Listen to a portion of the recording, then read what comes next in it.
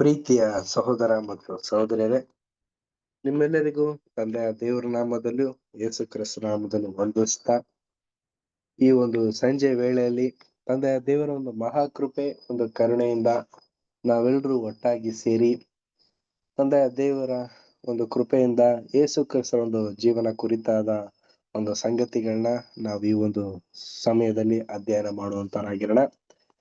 ಪ್ರಿಯ ಸಹೋದರ ಮತ್ತು ಸಹೋದರರೇ, ತಂದೆಯ ದೇವರು ನಮ್ಮನ್ನ ಬೆಳಗಿನಿಂದ ಸಂಜೆವರೆಗೂ ಪೋಷಿಸಿ, ಬಲಪಡಿಸಿ, ಸಂರಕ್ಷಿಸಿ, ಎಲ್ಲ ಕೆಡು ಗಂಡಾಂತರಗಳಿಂದ ತಪ್ಪಿಸಿ, ಎಲ್ಲಾ ವಿಧವಾದಂತಹ ಒಂದು ಪಾಠ ಮಾರ್ಗದರ್ಶನ ನೀಡಿ ಈ ಒಂದು ಸಂಜೆ ವೇಳೆಯಲ್ಲಿ ನಮ್ಮನ್ನೆಲ್ಲರೂ ಒಟ್ಟಾಗಿ ಸೇರಿಸಿದ್ದಾರೆ. ತಂದೆಯ ದೇವರಿಗೆ ಮಹಿಮೆ ಉಂಟಾಗ್ಲಿ. ಈ ಒಂದು ಕೃತಜ್ಞತೆ ಪೂರ್ವಕವಾಗಿ, ಒಂದು ಪ್ರಾರ್ಥನೆ ಪೂರ್ವಕವಾಗಿ ಈ ಒಂದು ಪ್ರಾರ್ಥನೆಯಿಂದ ಈ ಒಂದು ಕೂಟ ನಾವು ಆರಂಭ ಮಾಡುವಂತವರಾಗಿರೋಣ. ನಮ್ಮನ್ನು ಪ್ರಾರ್ಥನೆ ನಡೆಸಬೇಕಾಗಿ ಸೋದರ ಅಂತ ಪ್ರತಾಪ್ ಬ್ರದರ್ನ ಕೇಳ್ಕೊಳ್ತೀನಿ. ಪ್ರತಾಪ್ ಬ್ರದರ್, ಒಂದು ಓಪನಿಂಗ್ ಪ್ರೇಯರ್ ಮಾಡಿ. Thank you.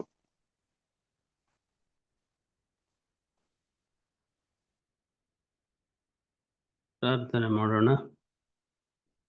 ಕೃಪೆಯಲ್ಲಿ ಐಶ್ವರ್ಯವುಳ್ಳಂತ ಪರಲೋಕದ ನಮ್ಮ ತಂದೆಯಾದ ದೇವರೇ, ಸ್ವಾಮಿ, ನಿಮ್ಮ ಅಪಾರವಾದಂತಹ ಪ್ರೀತಿ, ಕೃಪೆ, ಕರುಣೆಗಳಿಂದ ನಮ್ಮನ್ನು ಜೀವಿತರ ಸಂಖ್ಯೆಯಲ್ಲಿಟ್ಟು ಸ್ವಾಮಿ, ಈ ಸಂಜೆ ವೇಳೆಯಲ್ಲಿ ನಿನ್ನ ಭಕ್ತರ ಮನೆಯಲ್ಲಿ ಒಟ್ಟಾಗಿ ಸೇರಿ ಮಾಧ್ಯಮದ ಮುಖಾಂತರ ಸ್ವಾಮಿ ಸತ್ಯವಾಕ್ಯಗಳನ್ನು, ದೇವರ ವಾಕ್ಯಗಳನ್ನು ನಾವು ಕೇಳುವಾಗ ನಮಗೆ ಬೇಕಾದಂಥ ಆತ್ಮಿಕ ಬಲ, ಶಕ್ತಿ, ಜ್ಞಾನ, ವಿವೇಕಗಳನ್ನು ನೀಡಬೇಕಾಗಿ ಬೇಡುತ್ತೇನೆ ಸ್ವಾಮಿ. ತಂದೆ, ಈವರೆಗೆ ನಮ್ಮನ್ನು ನಿಮ್ಮ ತ್ರಾಣವುಳ್ಳ ಹಸ್ತದಲ್ಲಿಟ್ಟು ಪರಿಪಾಲಿಸಿದ್ದೀರಿ. ಎಲ್ಲ ರೀತಿಯ ಕೇಡು, ಗಂಡಾಂತರ, ಇಕ್ಕಟ್ಟು ಇವುಗಳ ಮುಖಾಂತರ ಸ್ವಾಮಿ ಅನೇಕ ಪಾಠಗಳನ್ನು ನಾವು ಕಲಿತವರಾಗಿದ್ದೇವೆ. ತಂದೆ, ಇದೇ ರೀತಿ ಕ್ರಿಸ್ತನ ಜೀವಿತ ಹೇಗೆ ಇತ್ತು ಅನ್ನುವಂಥ ವಿಷಯದಲ್ಲಿ ನಾವು ಪಾಠ ಕಲಿಯಲಿಕ್ಕಿದ್ದೇವೆ ಸ್ವಾಮಿ. ನಮ್ಮನ್ನು ಆಶೀರ್ವದಿಸು, ನಿನ್ನ ಕೃಪೆಯಿಂದ ತುಂಬಿಸಬೇಕಾಗಿ ಬೇಡಿಕೊಳ್ಳುತ್ತೇನೆ ಸ್ವಾಮಿ. ಈ ಒಂದು ಸಣ್ಣ ಪ್ರಾರ್ಥನೆಯನ್ನು ನಿಮ್ಮ ಒಬ್ಬನೇ ಮಗನು, ನಮ್ಮ ರಕ್ಷಕನೂ ಆದ ಯೇಸು ಸ್ವಾಮಿ ದೇವಾದ ಹೆಸರಿನಲ್ಲಿ ಬೇಡಿಕೊಳ್ಳುತ್ತೇವೆ ತಂದೆ. ಆಮೇನ್. ಆಮೇನ್. Thank you brother.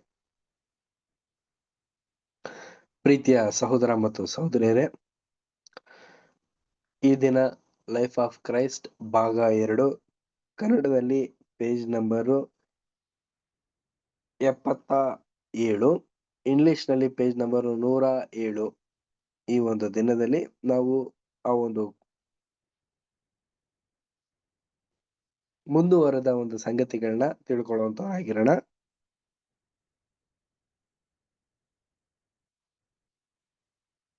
ಕಳೆದ ವಾರದಲ್ಲಿ ನಾವು ಹಲವಾರು ಸಂಗತಿಗಳನ್ನ ನಾವು ನೋಡಿದ್ವಿ. ನಮ್ಮ ಒಂದು ಆಸೆ, ಆಕಾಂಕ್ಷೆ ಮತ್ತೆ ಒಂದು ಇಚ್ಛಾರ್ಥಗಳನ್ನೆಲ್ಲಾನು ಕೂಡ ದೇವರಲ್ಲಿ ಇರಬೇಕು. ಮತ್ತೆ ಲೌಕಿಕವಾದಂತ ಒಂದು ಆಸೆಯಲ್ಲೇ ಆಗಲಿ, ಒಂದು ರೀತಿಯ ಒಂದು ಒತ್ತಡದಲ್ಲೇ ಆಗ್ಲಿ ನಾವು ಸಿಲುಕು ಹಾಕೊಳ್ಳಬಾರ್ದು ಅನ್ನೋ ಒಂದು ವಿಚಾರಗಳನ್ನ ನಾವು ಕಳೆದ ವಾರ ನಾವು ತಿಳ್ಕೊಂಡ್ವಿ. ಈ ಒಂದು ದಿನ ನಮ್ಮ ಒಂದು ಆತ್ಮಿಕ ಬೆಳವಣಿಗೆಯಲ್ಲಿ ಒಂದು ಅಡ್ಡಗೋಲಾಗಿರುವಂತ ಒಂದು ಪಾಯಿಂಟ್ ನ ನಾವು ಸ್ಟಡಿ ಮಾಡೋಣ ಪ್ರಿಯರೇ. ಯಾವ ಒಂದು ಪಾಯಿಂಟು?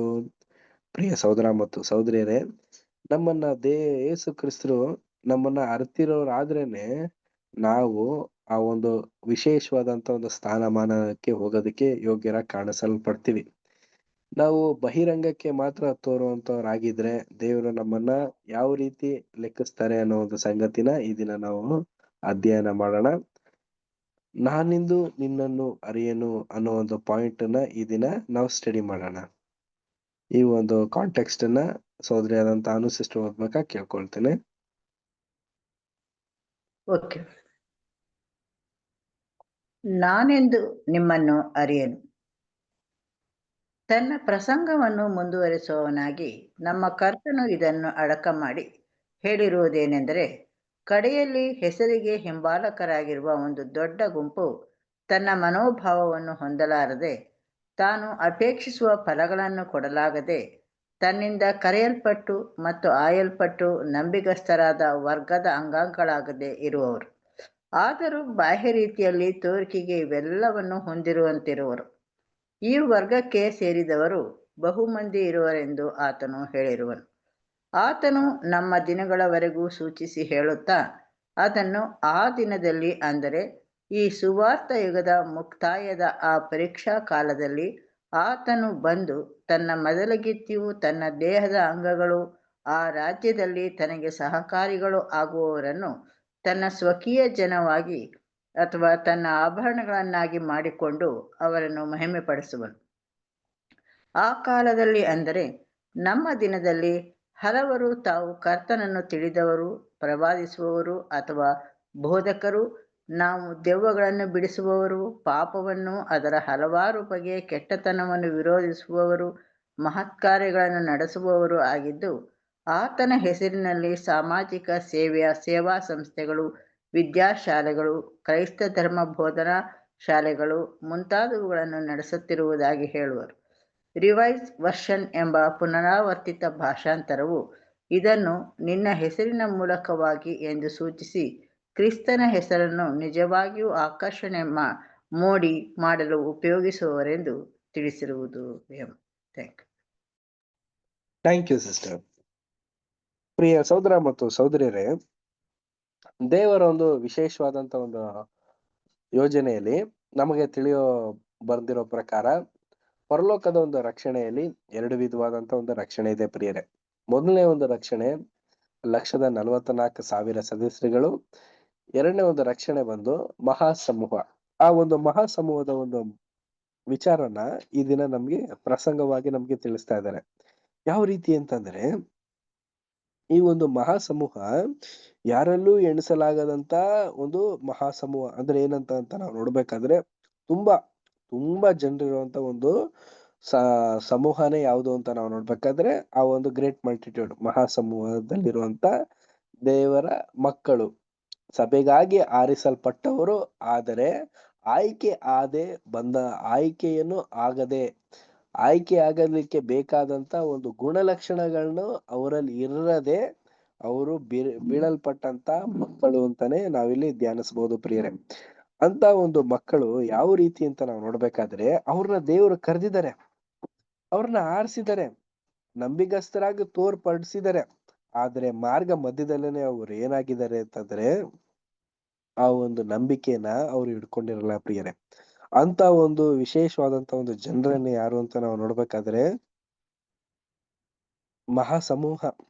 ಈ ಒಂದು ಮಹಾಸಮೂಹ ಆ ಒಂದು ದಿನದಲ್ಲಿ ಯುಗದ ಒಂದು ವಿಶೇಷವಾದಂತ ಒಂದು ದಿನ, ಅಂದ್ರೆ ಯಾವುದು, ಕ್ರಿಸ್ತನ ಒಂದು 2ನೇ ಬರುವಿಕೆ ಆದ ನಂತರ ಇಡೀ ಒಂದು ದೇವರ ಒಂದು ರಾಜ್ಯದ ಒಂದು ಸ್ಥಾಪನೆಯ ಒಂದು ಕಾಲದಲ್ಲಿ ಆ ಒಂದು ಮಹಾಸಮೂಹದ ಒಂದು ಜನಾಂಗದವರು ಯಾವ ರೀತಿ ಈ ಒಂದು ದೇವರ ಒಂದು ದೇಶದಲ್ಲಿ, ಅಂದ್ರೆ ಈ ಒಂದು ಪ್ರಪಂಚದಲ್ಲಿ ಯಾವ ರೀತಿ ಇರ್ತಾರೆ ಅನ್ನೋ ಒಂದು ಸಂಗತಿಗಳನ್ನ ಇಲ್ಲಿ ನಮ್ಗೆ ಮೂಲಭೂತವಾಗಿ ತಿಳಿಸ್ತಾ ಇದ್ದಾರೆ ಪ್ರಿಯರೇ.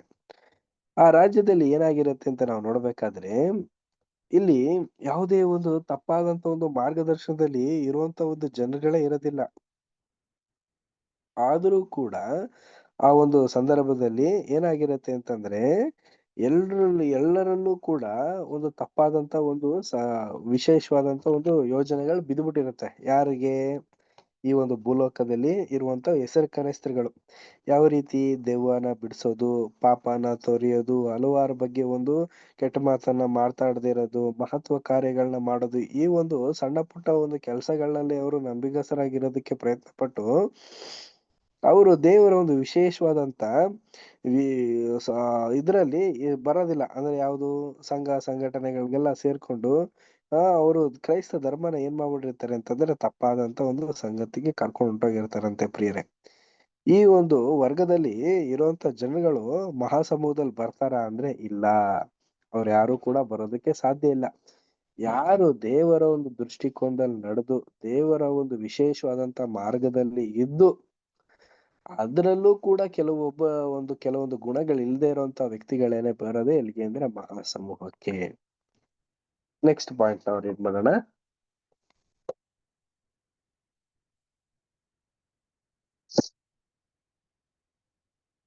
ನಮ್ಮ ದಿನದ ಪರಿಸ್ಥಿತಿಯನ್ನು ಎಷ್ಟು ನಿಜವಾಗಿ ಚಿತ್ರಿಸಿರುವುದು ಇದು.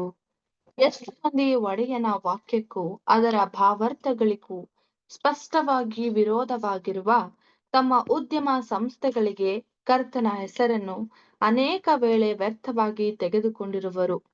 ಅವರು ಆತನ ಹೆಸರನ್ನು ಬಳಸುವುದು ಏಕೆ?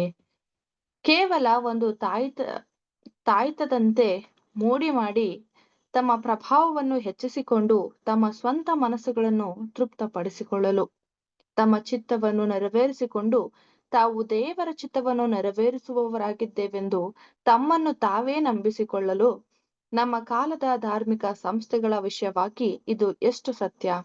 ದೃಷ್ಟಾಂತವಾಗಿ ಕ್ರೈಸ್ತ ಸಭೆಗಳನ್ನು ತೆಗೆದುಕೊಳ್ಳಿ.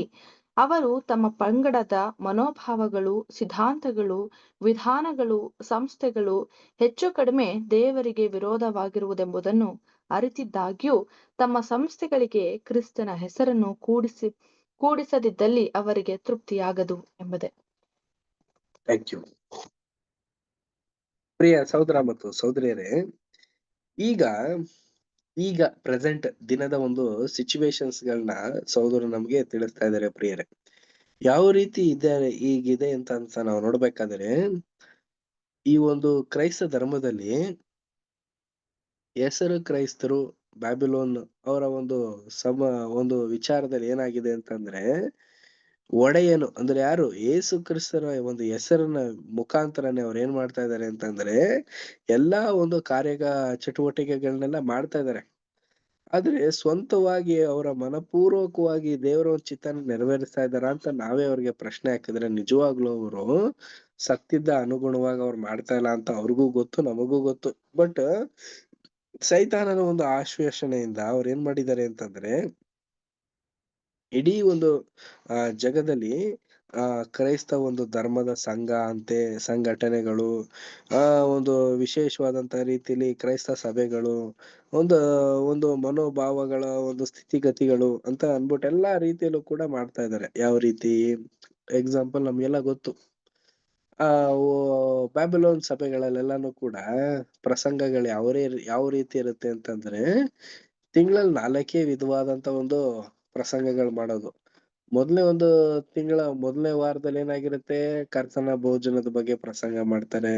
2ನೇ ವಾರದಲ್ಲಿ ಒಂದು ಪಾಪದ ಬಗ್ಗೆ, 3ನೇ ವಾರದಲ್ಲಿ ಒಂದು ನೀತಿವಂತಿಕೆ ಬಗ್ಗೆ, 4ನೇ ವಾರದಲ್ಲಿ ದೇವರ ಒಂದು ಭಯದ ಬಗ್ಗೆ ಮಾಡ್ಬಿಟ್ಟು ಇದನ್ನೇ ಒಂದು ರೀತಿಯಲ್ಲಿ ಸೈಕಲ್ ತರ ಮಾಡ್ತಾ ಇದಾರೆ ಹೊರತು, ನಿಜವಾಗ್ಲೂ ಬೈಬಲ್ ನಲ್ಲಿರುವಂತ ಆಳವಾದಂತ ಒಂದು ರಹಸ್ಯಗಳು, ಸತ್ಯಾರ್ಥಗಳನ್ನ ತಿಳಿಸ್ಬೇಕು, ಇನ್ನು ಹೆಚ್ಚಾಗಿ ಸ್ಟಡೀಸ್ ನ ಮಾಡಿ, ಇನ್ನು ಹೆಚ್ಚಾಗಿ ಸಂಶೋಧಿಸಿ ದೇವರ ಒಂದು ವಾಕ್ಯನ ಈ ರೀತಿ ನಾವು ತಿಳ್ಕೊಬೇಕು ಅನ್ನೋ ಒಂದು ಉತ್ಸಾಹನೇ ಅವರಲ್ಲಿ ಇರೋದಿಲ್ಲ. ಪ್ರಿಯರೇ, ದೇವರ ಒಂದು ವಾಕ್ಯನ ಓದಿ ಅರ್ಥ ಮಾಡ್ಕೋಬೇಕು ಅನ್ನೋ ಒಂದು ಕಾನ್ಸೆಪ್ಟೇ ಆ ಒಂದು ಮಕ್ಕಳಲ್ಲಿ ಇರೋದಿಲ್ವಂತೆ. ಇಂತ ಒಂದು ಮಕ್ಕಳು ಅದು ಹೇಗೆ ಪರಲೋಕದ ಒಂದು ಚಿಕ್ಕ ಹಿಂಡಿಗೆ ಹೋಗೋದಕ್ ಸಾಧ್ಯ? ಖಂಡಿತವಾಗ್ಲೂ ಇಲ್ಲ. ಆತ್ಮೀಯ ಸಹೋದರ ಮತ್ತು ಸಹೋದರಿಯರೇ, ಚಿಕ್ಕ ಹಿಂಡಿಗೆ ಹೋಗುವಂತ ಒಂದು ಸಾಧ್ಯತೆ ಯಾವ ರೀತಿ ಇರುತ್ತೆ ಅಂತಂದ್ರೆ, ಅವರ ಒಂದು ಓಲೈಸುವಂತದ್ದೇ ಆಗ್ಲಿ, ದೇವರ ಒಂದು ಮಾರ್ಗಗಳನ್ನ ತಿಳಿಯೋದೇ ಆಗ್ಲಿ, ಅವರು ಖಂಡಿತವಾಗಿಯೂ ದೇವರ ಒಂದು ವಿಚಾರದಲ್ಲಿ ಅವ್ರು ಇರ್ತಾರೆ. ಪ್ರಿಯರೇ, ಆ ರೀತಿ ಇರುವಂತ ಮಕ್ಕಳೇ ಚಿಕ್ಕ ಹಿಂಡಿಗೆ ಮತ್ತೆ ಮಹಾಸಮುಖ ಹೋಗೋದಕ್ಕೆ ಸಾಧ್ಯ. ಮತ್ತೆ ಇವ್ರಿಗೆಲ್ಲ ಏನ್ ಮಾಡ್ತಾರೆ ಅದನ್ನ ನೆಕ್ಸ್ಟ್ ಪಾಯಿಂಟ್ ನಲ್ಲಿ ನಮ್ಗೆ ತಿಳಿಸ್ತಾರೆ. ನೋಡಿ, ನೆಕ್ಸ್ಟ್ ಪಾಯಿಂಟ್ ಇನ್ಯಾರ ಬಳಿ ಇದೆ text book? Brothers and sisters, ನಮ್ಮ ಹತ್ರ ಇದೆ. ಬೇರೆ ಓದ್ಲಿಲ್ಲ ಓದ್ತೀನಿ. ಓದಿ ರವಿ ಬ್ರದರ್. ಓದ್ಲಾ? ಓದಿ ಬ್ರದರ್. ಆದರೆ ಪರೀಕ್ಷೆಯ ಕಾಲ ಹತ್ತಿರವಾಗಿದೆ. ಇಲ್ಲಿಂದಲ್ಲ? ಹೌದು ಬ್ರದರ್. ಓಕೆ. ಆದರೆ ಪರೀಕ್ಷೆಯ ಕಾಲ ಹತ್ತಿರವಾಗಿದೆ. ಕರ್ತನು ಈ ವ್ಯವಸ್ಥೆಗಳ ಫಲಗಳ ವಿಷಯವಾಗಿ ವಿಚಾರಣೆ ಮಾಡುವನು. ಆತನು ಮೋಸ ಹೋಗಲಾರನು.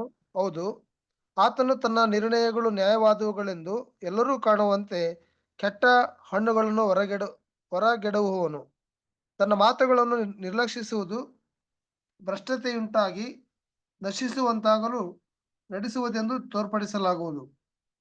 ಪರೀಕ್ಷಾರ್ಥವಾಗಿ ಬರಮಾಡಲಾದ ಎಲ್ಲಾ ವಿಧವಾದ ಅನುಭವಗಳನ್ನು ಇವುಗಳಿಗೆ ಶುದ್ಧಿ ಮಾಡ ಸಲುವಾಗಿ ಬಳಸಲ್ಪಟ್ಟಾಗ್ಯೂ ಪ್ರಾಪಂಚಿಕ ಆಕಾಂಕ್ಷೆ, ಹೆಮ್ಮೆ, ಐಶ್ವರ್ಯ, ಆಡಂಬರ, ಮುಂತಾದ ಈರುವ ಕೀಟಗಳು ಬೆಳೆಯುವಂತೆ ಮಾಡಲಾಗಿರುವುದು.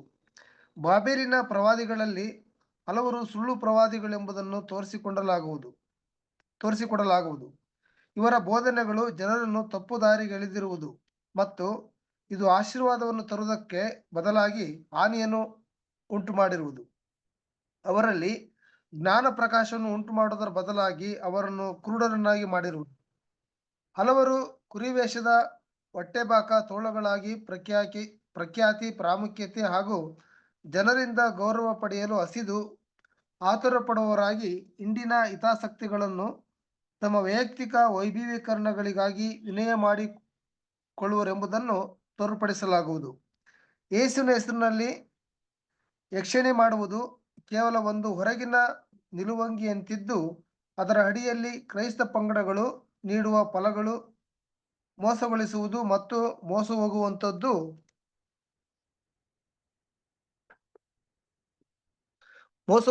ಆಗಿದ್ದು, ಅದು ಪ್ರೀತಿ, ಸಂತೋಷ, ಸಮಾಧಾನ ಮತ್ತು ಪವಿತ್ರಾತ್ಮವನ್ನು ಅಭಿವೃದ್ಧಿಗೊಳಿಸುವಂಥದ್ದಲ್ಲವೆಂಬುದನ್ನು ತೋರ್ಪಡಿಸಿಕೊಡುವುದು. ಆ ದಿನವು ಇವುಗಳನ್ನು ಪ್ರಕಟ ಮಾಡಿ ತೋರಿಸಿ ಸ್ಪಷ್ಟಪಡಿಸುವುದು.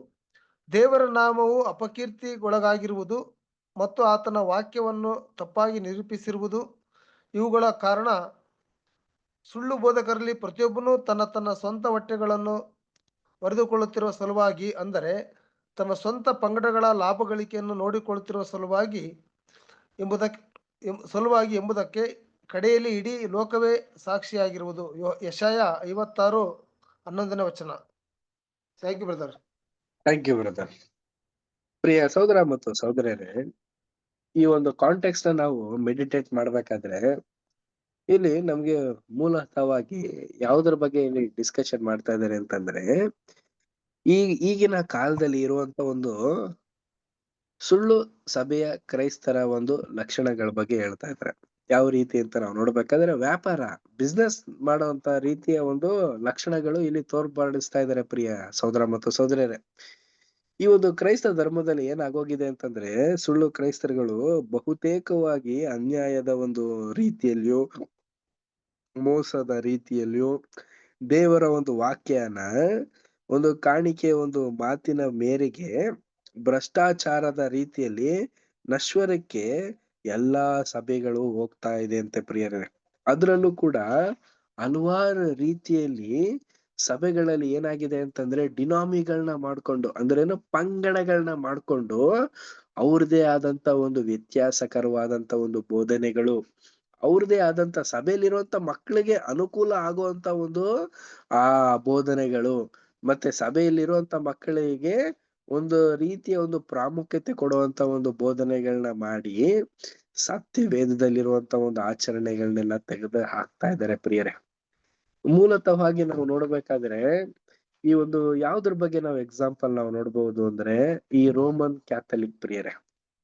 ಈ ಒಂದು ರೋಮನ್ ಕ್ಯಾಥಲಿಕ್ ಯಾವ ರೀತಿ ಇತ್ತು ಅಂತಂದ್ರೆ, ಕ್ಯಾಥಲಿಕ್ ಅಂದ್ರೆ ಯೂನಿವರ್ಸಲ್, ನಾವೆಲ್ರೂ ಒಂದೇ ಅನ್ನೋ ಒಂದು ಭಾವನೆಯಲ್ಲಿ ಇದ್ದಂತ ಒಂದು ಕ್ರೈಸ್ತ ಧರ್ಮ ಈಗ ಹೆಚ್ಚು ಕಮ್ಮಿ 2025ನೇ ಒಂದು ವರ್ಷದಲ್ಲಿ ನಾವ್ ಇರ್ಬೇಕಾದ್ರೂ ಕೂಡ ಏನಾಗಿದೆ ಅಂತಂದ್ರೆ, ರೋಮನ್ ಕ್ಯಾಥಲಿಕ್ ಎಷ್ಟು ತಪ್ಪಾದಂತ ಒಂದು ಮಾರ್ಗದರ್ಶನದಲ್ಲಿ ನಡೀತಾ ಇದೆ ಅಂತಂದ್ರೆ, ಅತಿ ರೇಖದಲ್ಲಿ ನಡೀತಾ ಇದೆ ಆತ್ಮೀಯರೇ. ಸೇಮ್ ಟು ಸೇಮ್ ಏನಾಗಿದೆ ಅಂತಂದ್ರೆ, ಹಿಂದೂ ಅವರ ಒಂದು ಆಚರಣೆಗಳು ಹೇಗಿರುದ್ಯೋ ಅದೇ ರೀತಿಯಲ್ಲಿ ಆಚರಣೆಗಳು, ಪದ್ಧತಿಗಳು, ಸಂಪ್ರದಾಯಗಳು, ಒಂದು ಕಟ್ಟಳೆಗಳನ್ನೆಲ್ಲಾನು ತಂದ್ಬಿಟ್ಟಿದ್ದಾರೆ ಪ್ರಿಯ ಸಹೋದರ ಮತ್ತು ಸಹೋದರರೇ.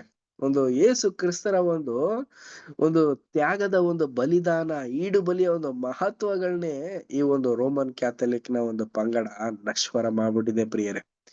ಈ ಒಂದು ರೋಮನ್ ಕ್ಯಾಥಲಿಕ್ ಯಾವ ರೀತಿ ಕ್ರೈಸ್ತರನ್ನ ಒಡೆಯುತ್ತಿದೆ ಅಂತಂದ್ರೆ, ನಿಜವಾಗ್ಲೂ ಹೆಸರಿಗೆ ಮಾತ್ರ ಅವ್ರು ಏನಾಗಿದೆ ಅಂದ್ರೆ ಕ್ರೈಸ್ತರಾಗಿದ್ದಾರೆ ಪ್ರಿಯರೇ. ಸತ್ಯವಾಗ್ಲೂ ಕೂಡ ಅವರು ದೇವರ ಒಂದು ನಾಮನ ಅಘೋರವಾಗಿ ಅನುಘೋರವಾಗಿ ತಪ್ಪಾದಂತ ರೀತಿಯಲ್ಲಿ ತರ್ತಾ ಇದಾರೆ.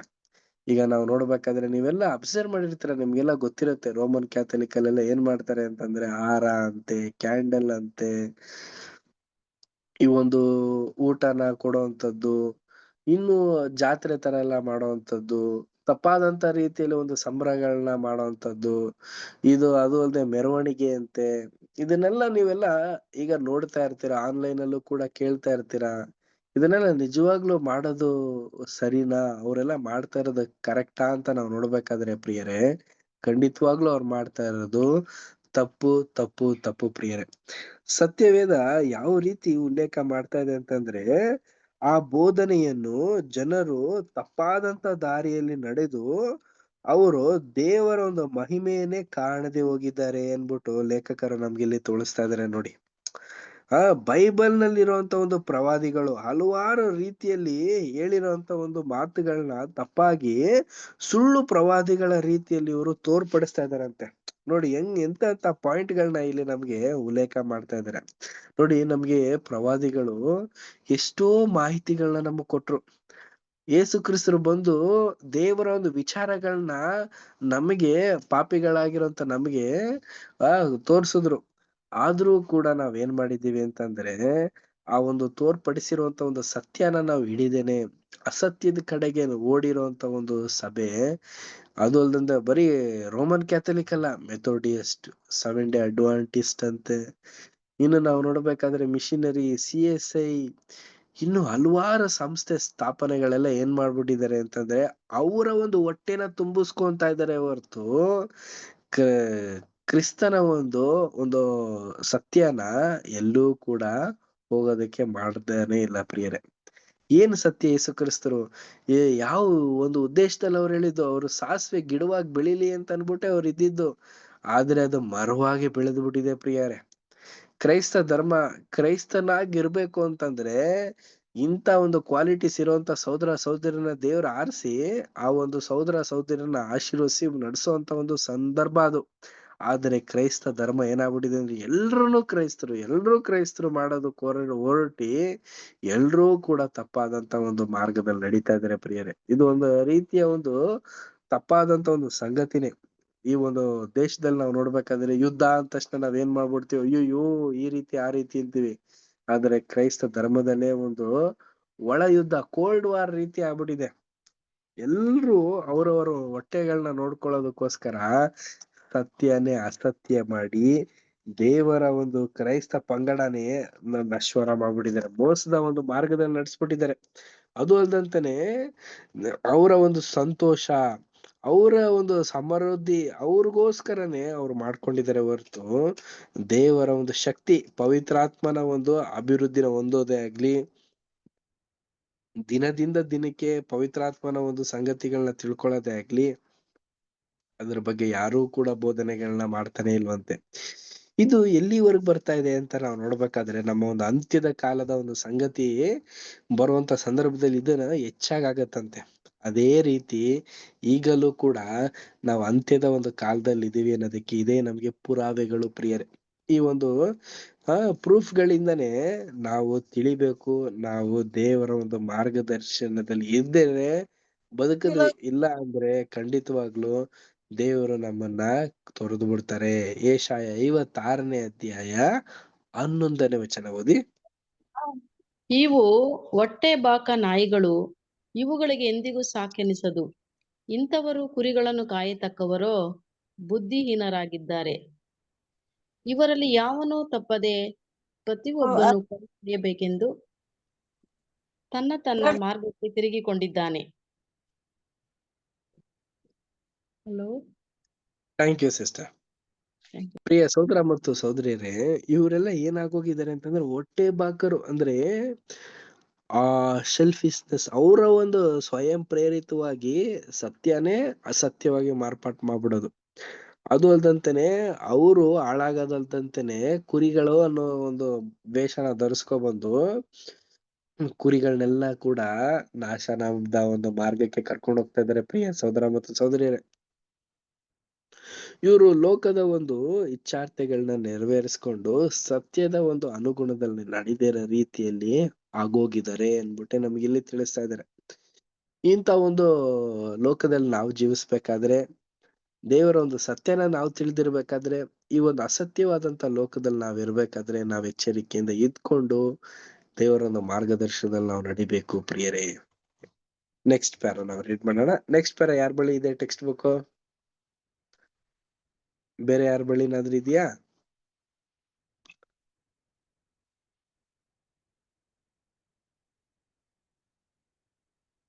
ಯಾರತ್ರ ಇದ್ರೆ ಹೇಳಿ.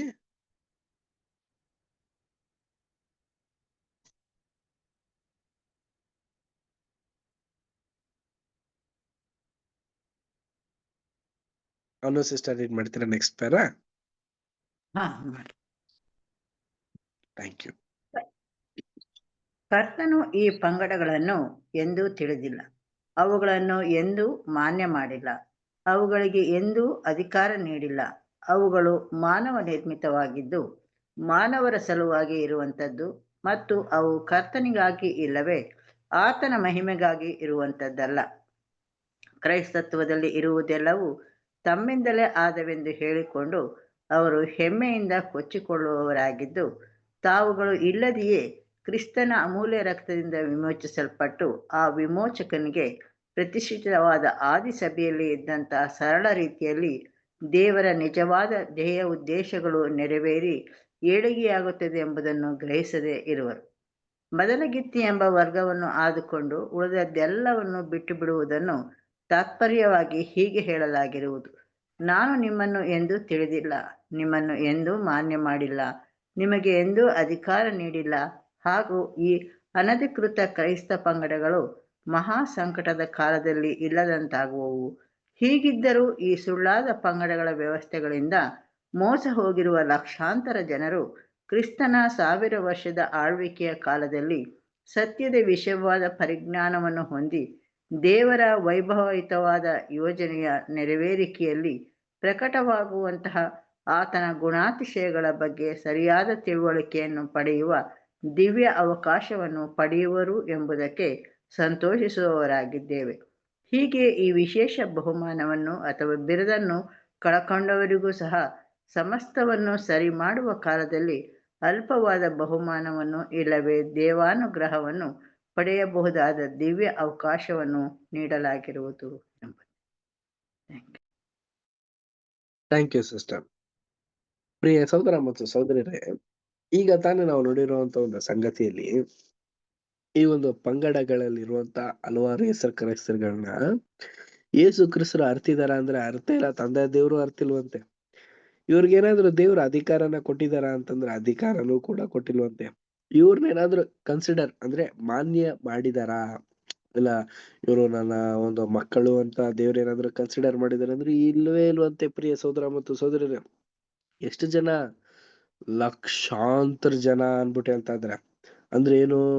ಕ್ರೈಸ್ತ ಧರ್ಮದಲ್ಲಿ ನಾವು ನೋಡ್ಬೇಕಾದ್ರೆ ಪರ್ಸೆಂಟೇಜ್ ಲೆಕ್ಕದಲ್ಲಿ ನಾವು ನೋಡ್ಬೇಕಾದ್ರೆ 34% ನಾವೀಗ ಇದೀವಿ ಇಡೀ ಒಂದು ಪ್ರಪಂಚದಲ್ಲಿ. ಇದ್ರ ಬರೀ ಲಕ್ಷಾಂತರ ಜನರ ಬಗ್ಗೆ ಮಾತ್ರ ಮಾಹಿತಿ ಹೇಳ್ತಾ ಇದಾರೆ ಅಂತ ಅಲ್ಲ ಅನ್ಕೋಬೇಡಿ ಪ್ರಿಯ ಸಹೋದರ ಮತ್ತೆ ಸಹೋದರರೇ. ಈಗ ಕೆಲವೊಂದು ರೂಲ್ಸ್ ಇದೆ. ಯಾವ ರೀತಿ? ಈಗ ನಮಗ್ ಗೊತ್ತು 100, 200, 1000, 10,000, ಲಕ್ಷ ಅಂತ ಅನ್ಬಿಡ್ತೀವಿ. 10 ಲಕ್ಷ, 9 ಲಕ್ಷ ಅನ್ಬಿಟ್ಟು ಹೇಳ್ಬಿಡ್ತೀವಿ. ಆದ್ರೆ ಅದಾದ್ಮೇಲೆ ಕೋಟಿ, 10 ಕೋಟಿ ಅನ್ಬಿಟ್ಟು ನಾವ್ ಹೇಳ್ತೀವಿ. ಆದ್ರೆ ಈ ಒಂದು ಪಾಯಿಂಟ್ ನ ಬರೆಯೋಂತಕ್ಕಿಂತ ಮುಂಚೆ ಏನ್ ಮಾಡ್ತಾ ಇದ್ರು ಅಂತಂದ್ರೆ 100 ಲಕ್ಷ ಜನರು, 1000 ಲಕ್ಷ ಜನರು, ಸಾವಿರಾರು ಲಕ್ಷ ಜನರು ಅಂತ ಅನ್ಬಿಟ್ಟು ಕನ್ಸಿಡರ್ ಮಾಡೋದಕ್ಕೆ ಹೇಳ್ತಾರೆ ಪ್ರಿಯರೇ. ಯಾವ ರೀತಿ ಅಂತಂದ್ರೆ ಈಗ 100 ಲಕ್ಷ ಜನರು ಅಂತ ನಾವ್ ನೋಡ್ಬೇಕಾ, 10 ಕೋಟಿ ಜನ ಅಲ್ಲೇ ಆಗೋದ್ರಲ್ಲ. ಅದೇ ಸಾವಿರಾರು ಲಕ್ಷ ಜನರು ಅಂತ ನಾವು ನೋಡ್ಬೇಕಾದ್ರೆ ಹೋಲ್ ಸಿಸ್ಟಮ್ ಅಲ್ಲಿರುವಂತ ಒಂದು ತಪ್ಪಾದಂತ ಬೋಧನೆಗೆ ಒಳಪಟ್ಟಂತ ಹಲವಾರು ಮಂದಿ ಪ್ರಿಯ ಸಹೋದರ ಮತ್ತು ಸಹೋದರಿ ಎಲ್ರಿಗೂ ಕೂಡ ಮೋಸ ಆಗ್ತಾ ಇದಾರೆ. ಇವ್ರನ್ನ ಮೋಸ ಮಾಡೋರ್ಗೆ ದೇವರು 1000 ವರ್ಷದಲ್ಲಿ ಒಂದು ದಂಡನೆನೇ ಇಟ್ಟಿದ್ದಾರೆ. ಮೋಸ ಹೋಗಿರೋಂತವ್ರಿಗೆ ಸತ್ಯನ ಕೊಡ್ತಾರಂತೆ. ಆ ಒಂದು ಸತ್ಯನ ತಿಳ್ಕೊಂಡು ಸತ್ಯವಾಗಿ ನಡೆದು ಕ್ರಿಸ್ತನ ಒಂದು ಮಕ್ಕಳಾಗಿ ಮಾರ್ಪಾಟ ಆಗುವಂತ ಒಂದು ಅವಕಾಶನ ಕೊಡ್ತಾರಂತೆ ಪ್ರಿಯ ಸಹೋದರ ಮತ್ತು ಸಹೋದರ. ಬಟ್ ಇವಾಗ ಯಾರಿಗಾದ್ರೂ ನಾವು ವಿಟ್ನೆಸಿಂಗ್ ಮಾಡ್ಬೇಕಾದ್ರೆ ದೇವ್ರ ಚಿತ್ತ ಇದ್ರೆ ಬರ್ತಾರೆ, ದೇವ್ರ ಚಿತ್ತ ಇಲ್ಲ ಅಂದ್ರೆ ಪ್ರಿಯ ಸಹೋದರ ಮತ್ತು ಸಹೋದರರೇ ಆ ಒಂದು ಸಹೋದರ ಸಹೋದರಿನ 1000 ವರ್ಷ ಸಂಧಿಸ್ಬೋದು ಮತ್ತೇನೆ. ಓಕೆನಾ? ಸೊ ಅದಕ್ಕಾಗಿ ನಾವು ಹಲವಾರು ರೀತಿ ಎಫರ್ಟ್ ಹಾಕಿ ತಪ್ಪಾದಂತ ಒಂದು ರೀತಿಯ ಒಂದು ಎಫರ್ಟ್ ಗಳನ್ನ ಹಾಕಿ ದೇವರ ಒಂದು ನಾಮನ ನಾವು ಅಗೌರವಕ್ಕೆ ತರೋದು ಸೂಕ್ತವಾಗಿ ಒಳ್ಳೇದಲ್ಲ. ನಾವು ಸತ್ಯವೇದದಲ್ಲಿ ತಿಳಿಸಿರುವ ರೀತಿಯಲ್ಲಿ ಒಂದು ಶಾಂತ ಭಾವದಿಂದ ಒಂದು ಸಮಾಧಾನದ ರೀತಿಯಲ್ಲಿ ಸತ್ಯನ ಅವರಲ್ಲಿ ಸಾರ್ಬೇಕು ಪ್ರಿಯ ಸಹೋದರ ಮತ್ತು ಸಹೋದರರೇ. ಅದಾದ್ಮೇಲೆ ನಮ್ಗೆ ಇನ್ನೂ ಒಂದು ಮಾಹಿತಿಗಳನ್ನು ಕೂಡ ಇಲ್ಲಿ ಹಂಚ್ತಾರೆ.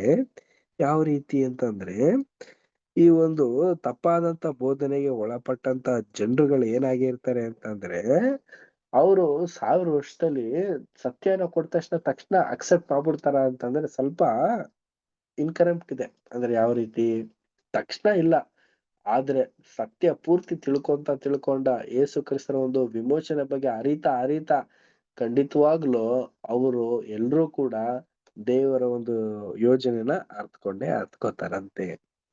ನೆಕ್ಸ್ಟ್ ಪ್ಯಾರ ನಾವು ಹೊಸ ಮೀಟಿಂಗ್ ಮುಖಾಂತರ ಹೊಸ ಪಾಯಿಂಟ್ ನಾವು ಅಧ್ಯಯನ ಮಾಡೋಣ. ಧರ್ಮವನ್ನು ಮೀರಿ ನಡೆಯುವವರೇ ನನ್ನಿಂದ ತೊಲಗಿ ಹೋಗಿರಿ. ಬಾಬೇಲು ಎಂದು ಕರೆಯಲ್ಪಡುವ ಪಂಗಡದ ವ್ಯವಸ್ಥೆಗಳಲ್ಲಿ ಸತ್ಯದ ಪರಿಜ್ಞಾನಕ್ಕೆ ಸೇರಿ ಬಿಡುಗಡೆ ಹೊಂದಬೇಕಾದ ಸಕ್ರಿಯ ಕೆಲಸಗಾರರು ಇನ್ನೂ ಇರುವರೆನ್ನುವುದು ನಮ್ಮ ನಂಬಿಕೆ.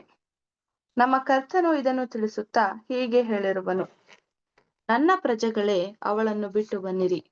ಆತನ ಜನರಲ್ಲಿ ಕೆಲವರು ಬಾಬೆಲಿನೊಳಗೆ ಇರುವರು ಮತ್ತು ಕರ್ತನ ಹೆಸರಿನಲ್ಲಿ ಈಗಿನ ಕಾಲದಲ್ಲಿ ಪ್ರಕಟವಾಗಿರುವ ಸತ್ಯಾರ್ಥಗಳನ್ನು ತಿಳಿಸಿ ಅವರನ್ನು ಹೊರಗೆ ಕರೆತರುವುದು ನಮ್ಮ ಈಗಿನ ಕಾರ್ಯಭಾರವಾಗಿದೆ ಆಗಿರುವುದು.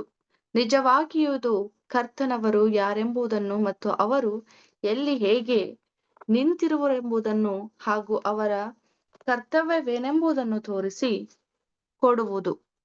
ಅನೀತಿಯಿಂದ ಕೂಡಿದ ಈ ವ್ಯವಸ್ಥೆಯಲ್ಲಿ ಇರುವ ಇತರ ಸಕ್ರಿಯ ಕೆಲಸಗಾರರು ನಕಲಿ ಸತ್ಯವಂತರಾಗಿದ್ದು ದೇವರ ಸಂದೇಶವನ್ನು ತಪ್ಪಾಗಿ ನಿರೂಪಿಸುವವರಾಗಿ ಕರ್ತನ ಜನರನ್ನು ಕಟ್ಟಿ ಹಾಕಿ ಅವರನ್ನು ದಾಸತ್ವಕ್ಕೆ ತೊಡಗಿಸುವವರಾಗಿರುವರು. ಏಕೆಂದರೆ ಅವರು ಹೃದಯದಲ್ಲಿ ಆತನಿಗೆ ನಿಷ್ಠೆ ಉಳ್ಳವರಾಗದೆ ಇದ್ದು ಬಾಬೆಲಿನಿಂದ ಹೊರಗೆ ಬರಲಾರರು. ಹೀಗಾಗಿ ಅವರು ಅದಕ್ಕೆ ಬರಲಿರುವ ದಂಡನೆಯಲ್ಲಿ ಪಾಲುಗಾರರಾಗುವರು.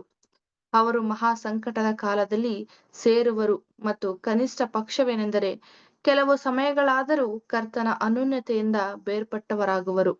ಈ ಅನೀತಿ ಕಾರ್ಯ ಮಾಡುವವರು ತಮಗೆ ಸಾಕಷ್ಟು ಸಂಕಷ್ಟಗಳನ್ನು ತಂದುಕೊಳ್ಳುವರು. ಅವರು ದೇವರ ಗುಣಾತಿಶಯಗಳು ಹಾಗೂ ಯೋಜನೆಗಳನ್ನು ತಪ್ಪಾಗಿ ನಿರೂಪಿಸುವುದರ ಮೂಲಕ ಮಾನವರ ಮೇಲೆ ಈ ಸಂಕಟಗಳು ಬರುವಂತಾಗಲು ಸಹಾಯ ಮಾಡುವವರಾಗುವರು. ಅದು ಒಂದು ಕಠಿಣವಾದ ಶಿಕ್ಷೆ ಮತ್ತು ಅವರ ವಿಷಯವಾಗಿ ನಮಗಿರುವ ನಿರೀಕ್ಷೆಯೆಂದರೆ, ನೀನು ಲೋಕದಲ್ಲಿ ನ್ಯಾಯ ಕಾರ್ಯವನ್ನು ನಡೆಸುವಾಗ ಭೂನಿವಾಸಿಗಳು ಧರ್ಮ ಜ್ಞಾನವನ್ನು ಪಡೆದುಕೊಳ್ಳುವರು. ಯೆಶಾಯ 26ನೇ ಅಧ್ಯಾಯ 9ನೇ ವಚನ. Thank you.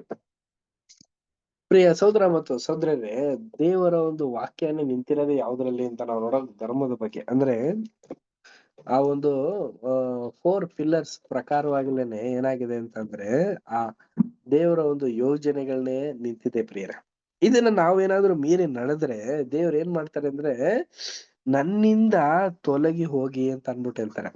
ಈಗ ನೋಡಿ, ಬ್ಯಾಬಿಲೋನ್, ಪ್ರಿಯ ಸಹೋದರ ಮತ್ತು ಸಹೋದರಿಯರೇ, ಈ ಒಂದು ಬ್ಯಾಬಿಲೋನು ಈ ಒಂದು ಪಂಗಡ ಏನಾಗಿದೆ ಅಂತಂದ್ರೆ ಸತ್ಯವಾಗ್ಲೂ ಸತ್ಯನ ತಿಳಿದೇನೆ, ಸತ್ಯನ ಅರಿದೇನೆ, ಸತ್ಯಕ್ಕೆ ಬೇಕಾಗಿರುವಂತ ಒಂದು ಪ್ರಾಮುಖ್ಯತೆಗಳನ್ನ ಬರಿದೇನೆ ಅವರು ದೇವರ ಒಂದು ಮಾರ್ಗದಲ್ಲೇನೆ ಇಲ್ಲ. ಪ್ರಿಯ ಸಹೋದರ ಮತ್ತು ಸಹೋದರರೇ, ಇಲ್ಲಿ 2 ವರ್ಗದ ಒಂದು ಜನರ ಬಗ್ಗೆ ನಮ್ಗೆ ಇಲ್ಲಿ ಮಾಹಿತಿನ ಲೇಖಕರು ಹಂಚ್ತಾ ಇದ್ದಾರೆ. ಹಿರಿಯ ಸಹೋದರ ಅಂತ ರಜಲ್ ಬ್ರದರ್ ಅವರು ಮೊದಲನೇದಾಗಿ ಈ ಒಂದು ಅಸತ್ಯನ ಇದು ಈ ಒಂದು ದೇವರ ಒಂದು ಮಾರ್ಗದಲ್ಲಿ ನಡಿಬೇಕಾದ್ರೆ ಬೇಕಾಗಿರುವಂತ ಒಂದು ಸತ್ಯವಾರ್ತೆಗಳನ್ನ ತಿಳ್ಕೊಳ್ದೆ ಇರುವಂತ ಒಂದು ಮಕ್ಕಳು ತಿಳಿದೂ ಕೂಡ ಆ ಒಂದು ಸಂಸ್ಥೆಯಲ್ಲಿ ಹೆಚ್ಚಿನ ಪ್ರೀತಿನ ಇಟ್ಕೊಂಡು ಆ ಒಂದು ಸಂಸ್ಥೆಯಲ್ಲೇನೆ ಇದು ಇರುವಂತ ಒಂದು ವರ್ಗದ ಜನರು ಯಾವ ರೀತಿ ಅಂತಂದ್ರೆ ಕ್ಲಿಯರ್ ಆಗಿ ನಾವು ತಿಳ್ಕೊಳ್ಳೋಣ.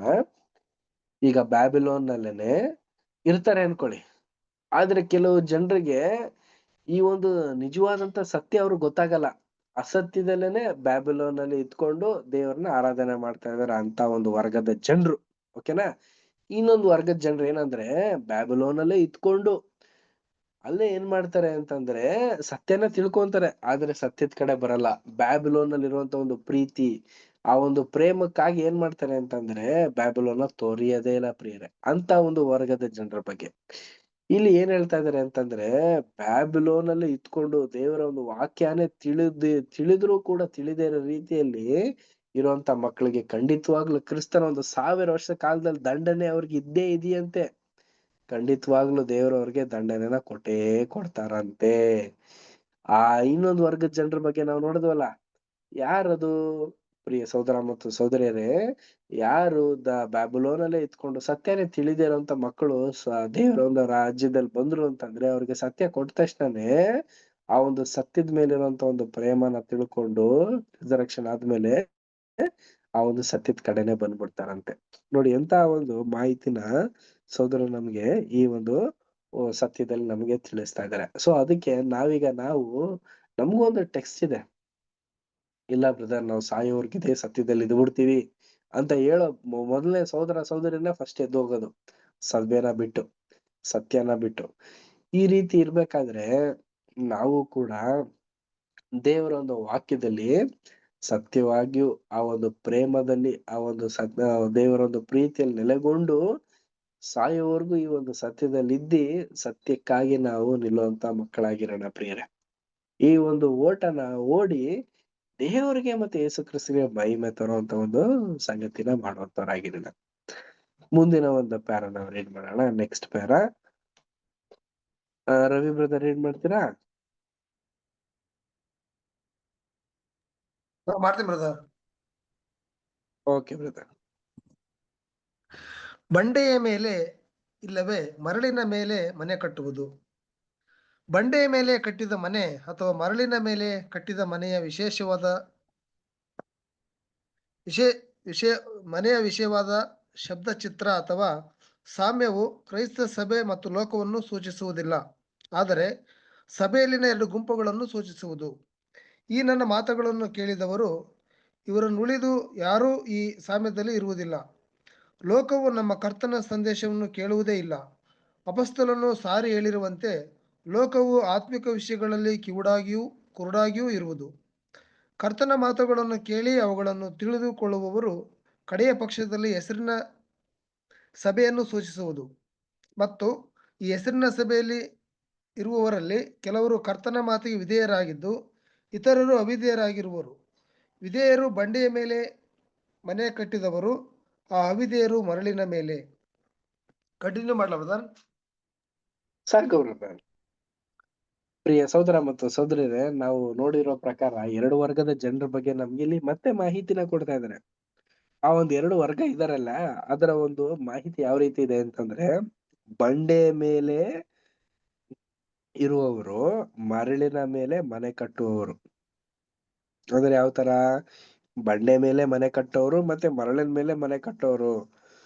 ನೋಡಿ, ನಮ್ಗೆಲ್ಲ ಗೊತ್ತು, ಪ್ರಾಕ್ಟಿಕಲ್ ಆಗಿ ನಮ್ಗೆಲ್ಲ ಗೊತ್ತು, ಜ್ಞಾನವಾಗಿ ನಮಗ್ ಗೊತ್ತು. ಹೇಳ್ಬೇಕಾದ್ರೆ ನಮಗ್ ಗೊತ್ತಾಗುತ್ತೆ, ಬಂಡೆ ಮೇಲೆ ಮನೆ ಕಟ್ಟಿದ್ರೆ, ಬಂಡೆ ಮೇಲೆ ಮನೆ ಏನಾದ್ರು ಕಟ್ಟಿದ್ವಿ ಅಂದ್ರೆ ಬಾಳಿಕೆ ಬರುತ್ತೆ. ಮರಳ ಮೇಲೆ ಏನಾದ್ರು ಮನೆ ಕಟ್ತೀವಿ ಅಂದ್ರೆ ಕಟ್ಟೋದಕ್ಕೆ ಸಾಧ್ಯ ಇಲ್ಲ.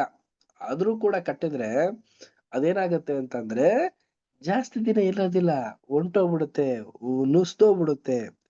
ಈ ರೀತಿ ಹೆಸರು ಕ್ರೈಸ್ತರಲ್ಲಿರುವಂತ ಒಂದು ವರ್ಗದ ಜನರುಗಳಲ್ಲೂ ಕೂಡ ಸತ್ಯ ಅನ್ನೋ ಒಂದು ಅಂಶ, ನಾವು ಜಸ್ಟ್ ಸಿಂಪಲ್ ಆಗಿರುವಂತ ಒಂದು ಹೆಸರನ್ನ ಹೇಳ್ತಾ ಇದ್ದೀವಿ, ಬಟ್ ಬರೀ ಹೆಸರು ಸತ್ಯ, ಟ್ರೂತ್. ಈ ಒಂದು ಸತ್ಯ ದೇವರ ಮಕ್ಕಳ ಮೇಲೆ ಬೀಳ್ತು ಅಂತಂದ್ರೆ ದೇವರ ಮಕ್ಕಳು ಬಿಡುಗಡೆನ ಹೊಂದುತ್ತಾರೆ ಪ್ರಿಯರೇ. ನೋಡಿ, ವಾಕ್ಯದಲ್ಲೂ ಕೂಡ ನಾವು ಓದ್ಬೋದು, ಯೋಹಾನದಲ್ಲೂ ಕೂಡ ತಿಳಿಸಿದಾನೆ, ಸತ್ಯನ ನೀವು ತಿಳ್ಕೊಳ್ರಿ, ಸತ್ಯ ನಿಮ್ಗೆ ಬಿಡುಗಡೆನ ಕೊಡುತ್ತೆ. ಇದು ಯಾವ ರೀತಿ ಬಿಡುಗಡೆ ಪ್ರಿಯ ಸಹೋದರ ಮತ್ತು ಸಹೋದರಿಯರೇ? ಅಸತ್ಯದಿಂದ ಬಿಡುಗಡೆ ಪ್ರಿಯರೇ. ಆ ಒಂದು ಅಸತ್ಯದಿಂದ ಬಿಡುಗಡೆ ಹೊಂದಿರುವಂತ ನಿಜವಾದಂತ ಕ್ರೈಸ್ತ ಮಕ್ಕಳುಗಳು ಬಂಡೆ ಮೇಲೆ ಮನೆ ಕಟ್ತಾರೆ. ಅಂದ್ರೆ ಮನೆ ಅಂದ್ರೆ ಏನು? ನಂಬಿಕೆ. ಆ ಒಂದು ನಂಬಿಕೆ ಇತ್ತು ಅಂತಂದ್ರೆ ನಿಜವಾಗ್ಲು ದೇವರ ಮಕ್ಕಳು ಅವರ ಒಂದು ಒಳ್ಳೆ ಓಟನ ಓಡಿ ಕ್ರಿಸ್ತನಿಗೆ ಅನುಗುಣವಾಗಿ ನಡೆದು ಕ್ರಿಸ್ತನ ಒಂದು ಮನಸ್ಸಿನಲ್ಲಿ ಇರುವಂತ ಮಕ್ಕಳಾಗಿರ್ತಾರೆ. ಅದೇ ಮರಳು ಅಂತ ನಾವು ನೋಡ್ಬೇಕಾದ್ರೆ, ಆಗಾಗ ಗಾಳಿ ಏನ ಬಂತು, ನೀರೇನ ಬಂದ್ರೆ ಮರಳು ಏನಾಗ್ಬಿಡುತ್ತೆ? ಅದು ನುಸ್ತೋಗುತ್ತೆ, ಮತ್ತೆ ಆ ಏರಿಳಿತಾಗತ್ತೆ, ಇಲ್ಲಿಂದ ಬೇರೆ ಜಾಗಕ್ಕೆ ಶಿಫ್ಟ್ ಆಗುತ್ತೆ. ಅದೇ ತರಾನೇ ಪ್ರಿಯರೇ, ಸತ್ಯದಲ್ಲಿರೋದಿಲ್ಲ, ಅಸತ್ಯದ ಕಡೆ ಹೊಂಟೋಗ್ತಾರೆ. ಅಸತ್ಯದಲ್ಲೂ ಕೂಡ ಇರೋದಿಲ್ಲ, ಅಸತ್ಯದಲ್ಲೂ ಕೂಡ ಅಸತ್ಯದಲ್ಲೇ ಹೋಗಿ ಅವರ ಒಂದು ದೇವರ ಒಂದು ವಿಶೇಷವಾದಂತ ವರ್ಗದ ಜನರಾಗುವಂತ ಒಂದು ಲಕ್ಷಣಗಳನ್ನ ಕಳ್ಕೊಂಡು ದೇವರನ್ನೇ ಕಳ್ಕೊಬಿಡ್ತಾರಂತೆ. ಪ್ರಿಯ ಸಹೋದರ ಮತ್ತು ಸಹೋದರರೇ, ಇಂತ ಒಂದು ವರ್ಗದ ಬಗ್ಗೆ ನಾವು ಈ ದಿನ ಸ್ಟಡಿ ಮಾಡ್ತಾ ಇದೀವಿ. ನೋಡಿ, ಇವರೆಲ್ರೂ ಕೂಡ ಏನಾಗ್ತಾರೆ ಅಂತಂದ್ರೆ, ನಾನ್ ನಿಜವಾಗ್ಲೂ ದೇವರನ್ನ ಮಹಿಮೆ ಪಡಿಸ್ತಾ ಇದ್ದೀನಿ ಅಂತ ಅನ್ಬಿಟ್ಟು ಬರೀ ಮನಸ್ಸಿನಲ್ಲೇ ಅವರಲ್ಲಿ ಹರಕೆ ಇರುತ್ತೆ ಹೊರತು ಅದು ನಿಜವಾಗ್ಲೂ ಕ್ರಿಯಾತ್ಮಕವಾದಾಗ್ಲಿ ನಡೆಯೋದಕ್ಕೆ ಸಾಧ್ಯ ಇರೋದಿಲ್ಲ. ನೆಕ್ಸ್ಟ್ ಪ್ಯಾರ ನಾವು ರೀಡ್ ಮಾಡೋಣ. Next para Anu sister read ಮಾಡ್ತೀರಾ? ಮಾಡಿ. Thank you. ಕರ್ತನು ವಿವರಿಸಿ ಹೇಳಿರುವುದೇನೆಂದರೆ, ಬಂಡೆಯ ಮೇಲೆ ಕಟ್ಟುವವರು ಕೇವಲ ತನ್ನ ಸಂದೇಶವನ್ನು ಕೇಳುವವರು ಮಾತ್ರವಾಗಿರದೆ ತಮ್ಮ ಸಾಮರ್ಥ್ಯ ಅನುಸಾರ ಅದಕ್ಕೆ ವಿಧೇಯರು ಆಗಿರುವರು. ಆತನು ಉಲ್ಲೇಖಿಸಿರುವ ಮಾತುಗಳು ಅಥವಾ ಸಂದೇಶಗಳನ್ನು ನೆನಪಿಗೆ ತಂದುಕೊಳ್ಳೋಣ.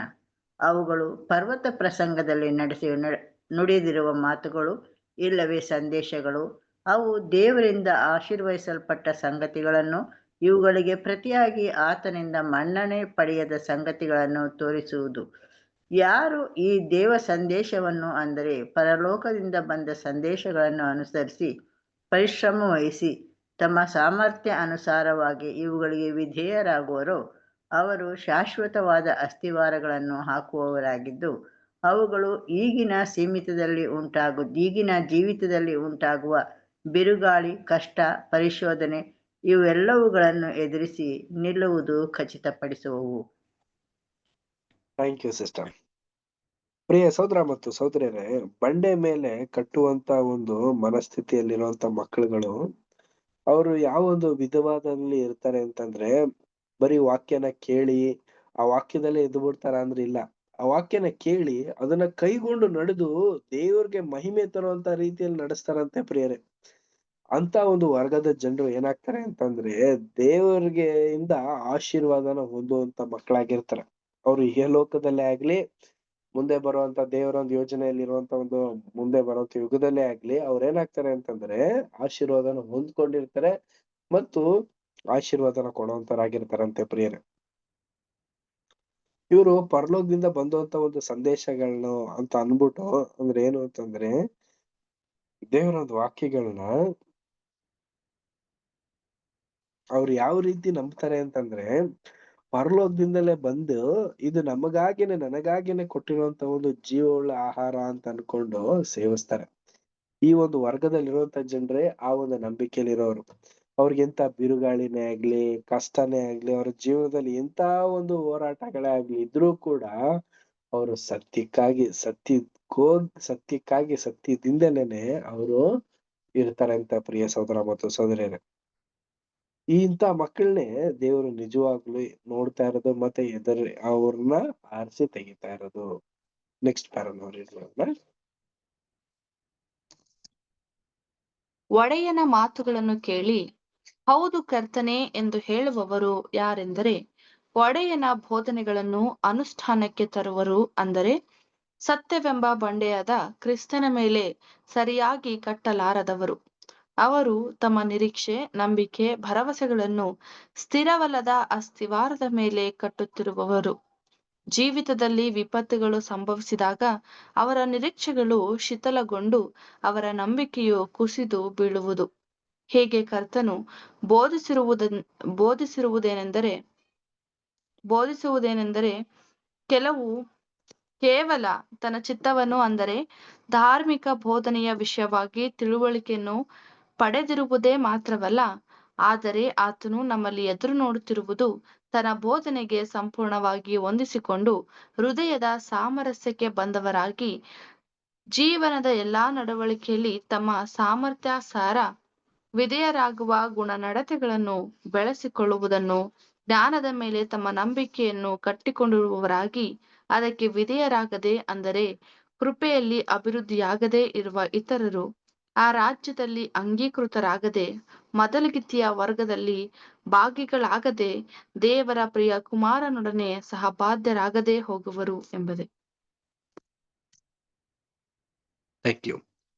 ಪ್ರಿಯ ಸಹೋದರ ಮತ್ತು ಸಹೋದರಿಯರೇ, ಈ ಒಂದು ಬಂಡೆಯ ಮೇಲೆ ಮನೆ ಕಟ್ಟಿರುವಂತ ಮಕ್ಕಳು ಒಡೆಯನ ಮಾತನ್ನ ಕೇಳಿ, ಆ ಒಂದು ಕರ್ತರ ಒಂದು ಮಾತುಗಳಿಂದ ಅವರು ಏನಾಗ್ತಾರೆ ಅಂತಂದ್ರೆ ಬೋಧನೆಗಳನ್ನ ಅನುಷ್ಠಾನ ಮಾಡ್ಕೊಂಡು ಸತ್ಯವೆಂಬ ಬಂಡೆಯಲ್ಲಿ ಇದ್ಕೊಂಡು ಅಂದ್ರೆ ಕ್ರಿಸ್ತನೇ ಅವರ ಒಂದು ಊರುಗೋಲಾಗಿದ್ಕೊಂಡು ಎಂತ ಒಂದು ಪರೀಕ್ಷೆಗಳೇ ಆಗ್ಲಿ, ನಂಬಿಕೆಗೆ ಉಂಟಾಗುವಂತ ಒಂದು ಭರವಸೆನೇ ಆಗ್ಲಿ, ಎಂತ ಒಂದು ಅಸ್ಥಿವಾರನೆ ಕದಲುವಂತ ಒಂದು ಸಂಗತಿಗಳು ಬಂದ್ರೂ ಕೂಡ ಅವ್ರ ಏನಾಗ್ತಾರೆ ಅಂತಂದ್ರೆ ಆ ಒಂದು ಸತ್ಯನ ಬಿಡಲಿದ್ದಿಲ್ಲ, ಆ ಒಂದು ಟ್ರೂತ್ ಅಲ್ಲಿ ಬಿಟ್ಟು ಬೇರೆ ಒಂದು ಆ ನಂಬಿಕೆಗೆ ಅವ್ರು ಹೋಗೋದಿಲ್ವಂತೆ, ಕುಸಿಯೋದೇ ಇಲ್ವಂತೆ ಪ್ರಿಯರೇ. ಇಂತ ನಂಬಿಕೆ ಅಂತ ಉಳ್ಳಂತ ಮಕ್ಕಳುಗಳನ್ನೇನೆ ದೇವ್ರು ಆರಿಸ್ತಾ ಇರೋದು. ಈಗ್ಲೂ ಕೂಡ ಅವ್ರು ಅಂತ ಮಕ್ಕಳನ್ನೇ ದೇವ್ರು ಎದುರು ನೋಡ್ತಾ ಇರೋದು. ಅಂತವ್ರನ್ನ ಇನ್ನೂ ಹೆಚ್ಚಾದಂತ ಶೋಧನೆಗಳನ್ನ ಕೊಟ್ಟು, ಹೆಚ್ಚಾದಂತ ಪಾಠಗಳನ್ನ ದಯಪಾಲಿಸಿ ಅವ್ರನ್ನ ಇನ್ನೂ ಸ್ಟಡಿನ ಮಾಡ್ತಾ ಇರೋದೇ ಹೊರ್ತು ಅವರ ಒಂದು ಜೀವನ ಶೈಲಿಗಳನ್ನ, ನಡವಳಿಕೆಗಳನ್ನ ಎಲ್ಲಾನು ಕೂಡ ದೇವರು ಎದುರು ನೋಡ್ತಾ ಇದಾರೆ. ಗುಣಗಳನ್ನೆಲ್ಲಾನು ಕೂಡ ಸರಿಪಡಿಸ್ತಾ ಇದಾರೆ ಪ್ರಿಯರೇ. ಅವ್ರ ಜ್ಞಾನನು ಕೂಡ ನಂಬಿಕೆಗೆ ಉಂಟಾಗುವ ರೀತಿಯಲ್ಲೇ ಮಾಡ್ತಾ ಇದಾರಂತೆ. ಇಷ್ಟೆಲ್ಲ ಕ್ವಾಲಿಟೀಸ್ ಇರುವಂತ ಮಕ್ಕಳು ಏನಾಗ್ತಾರೆ ಅಂತಂದ್ರೆ ಚಿಕ್ಕ ಹಿಂಡಿಗೆ ಹೋಗೋದಕ್ಕೆ ಸಾಧ್ಯ ಪ್ರಿಯರೇ. ಆದ್ರಿಂದ ನಾವು ಕೂಡ ಏನ್ ಮಾಡೋಣ ಅಂತಂದ್ರೆ ಆ ಒಂದು ಪ್ರಯತ್ನನ ಪಟ್ಟು ದೇವರಿಗೆ ಮಹಿಮೆ ತರುವಂತ ರೀತಿಯಲ್ಲಿ ಮಾಡುವಂತರಾಗಿರೋಣ. ನೆಕ್ಸ್ಟ್ ಪ್ಯಾರಾ ಓದೋಣ. Next para Ramesh brother read ಮಾಡಿ. ರವಿ ಬ್ರದರ್ ರೀಡ್ ಮಾಡಿ.